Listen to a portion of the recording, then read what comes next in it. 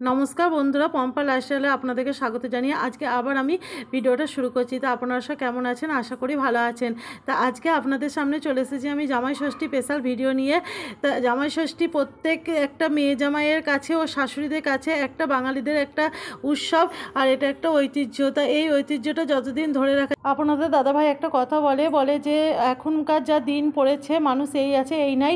তা আমি যতদিন পারবো এই ঐতিহ্যটা ধরে রাখার চেষ্টা করব। তা আমাদের এবছর 18তম জামাই ষষ্ঠী।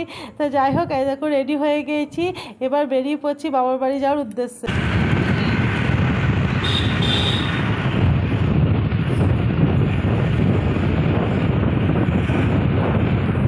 যাই হোক, ষষ্ঠীর বাজার মোটামুটি সব হয়েই গেছে, শুধু মিষ্টি কেনাটা বাকি ছিল। তা মিষ্টি কেনা এই যে চলে এসেছি। তা আমরা যে দোকানে মিষ্টি নেবো ভেবেছিলাম, তো সেই দোকানটা এখনও খোলেনি। তা যাই হোক, অনেকটা সকালে বেরিয়েছিলাম, প্রায় 6:45-7টা নাগাদ। তা যাই হোক, এই দেখো মিষ্টি কিনে নিচ্ছি, আর এই মিষ্টিগুলো দেখে কত ভালো লাগছিল, তাই না?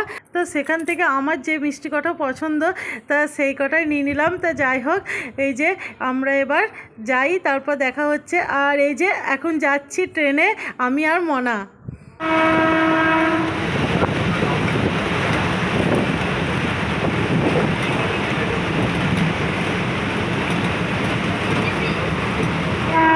তা ট্রেন থেকে নেমে পড়লাম, এবার আপনাদের দাদা ভাইয়ের অপেক্ষা। তো ওই তো চলে এসেছে আপনাদের দাদা ভাই আর এই যে আমার বড় মেয়ে। তা ওরা বাবা মেয়েতে দুজনাতে স্কুটিতে এলো, আমি এলাম ট্রেনে।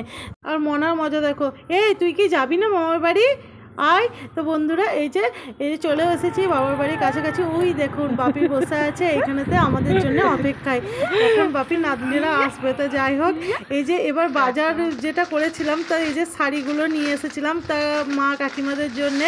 তা আমি সুতির ছাপা শাড়িই দিই, কেননা ওরা ঠেসে মেরে পরতে পারবে, আর ভালো শাড়ি দিলে তো সেই তোলাই থাকবে।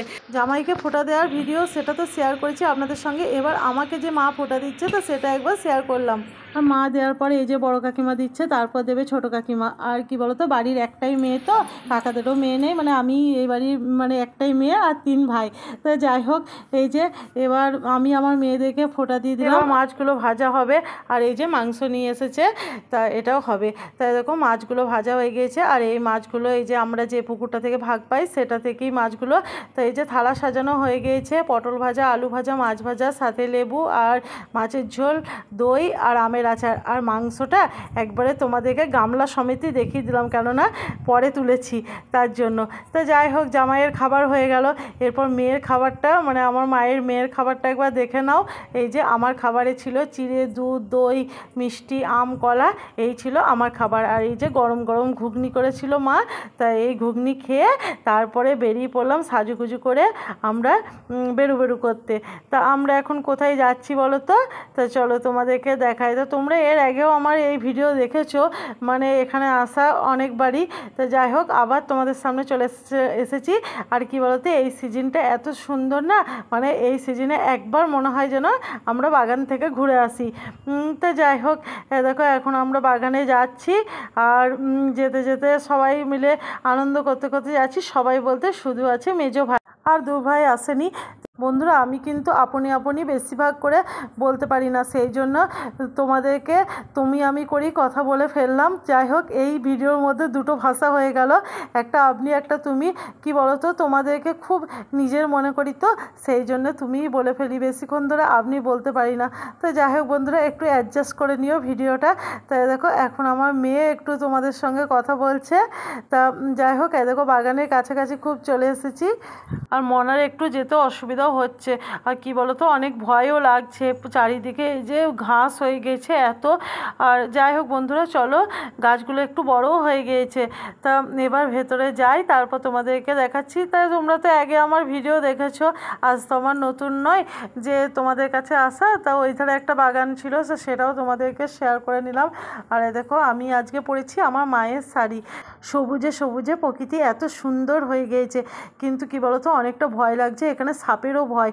তাই এখানে যারা পাহারা দিয়েছে তা তারা বলছে যে একটু যে দিনের বেলায় এলে একটু ভালো হয়, আমাদের আস্তে আস্তে একটু সন্ধ্যা হয়ে গিয়েছে, তাই বেশিক্ষণ আর থাকা হবে না।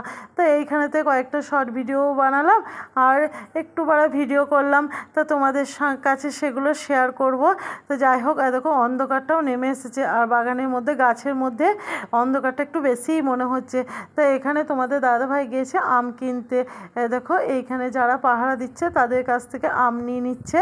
তা এটা ধরো নিয়ে যাব। আর দেখো বাবার বাড়ি দেশের কোনো জিনিস যদি নিয়ে যাওয়া হয় না, যতই আমরা কিনে খাই, তার থেকে এই যে এই বাবার বাড়ির একটা জিনিসের একটা আলাদা আনন্দ, মজা ও খেতেও খুব ভালো লাগে।